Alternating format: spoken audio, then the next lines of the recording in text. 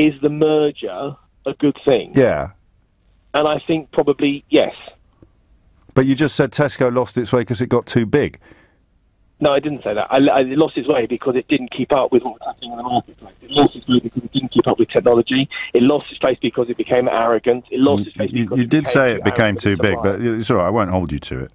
Thank you. I appreciate that. That's fine. And the notion of one company controlling a third of the grocery market, Simon suggests that imagine that control they exercise over how much fat, sugar and salt is in the food that you buy. And we know that fat, sugar and salt are the friends of the profiteer, and we also know that the brands, and that's the people that make the food in general. Well, it's not though, is it? It's a supermarket's decision on what they sell. It is, but it's also they're offered. It's not entirely one-sided, and I'm not on the side of the supermarket. Well, you are. There's three things that need to be taken into account: what the brands develop. No, you're misunderstanding me completely. If I own a shop. And my responsibility is to a sovereign wealth fund, a country's wealth fund, then all I'm interested in is what I can make the most profit on. And the answer is, at the moment, with the way that the food market is set up, the answer at the moment is a big bag of fat, sugar and salt. So that's why I'm going to sell. The more power I have, the more fat, sugar and salt I'm going to sell, because the more money I'll make.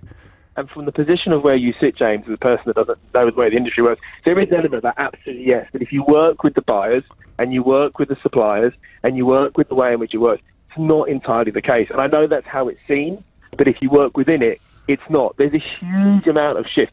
10 years ago, absolutely. But the shift in social responsibility, the shift in the way people buy. I mean, no, you're wrong. Okay. If you look at Marks and Spencer's... So kids are getting thinner, are they?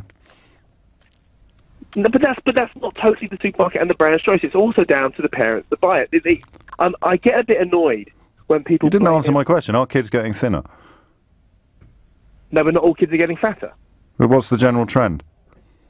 The general trend, absolutely. The same with diabetes. What's the general trend, up or down? Up. Heart disease? But who? Up. Morbid obesity? Up. What do all those conditions have in common? Three things. No, one thing. What do all those conditions have in common? Parents. No. And decisions. Not parents. You've got an 80-year-old woman with diabetes and you're going to blame her parents. They've been dead for 60 years, you prune. The one thing those three things have in common is consumption of food. Where do most of us buy our food? At the supermarket. All right. I look forward to your next attempt.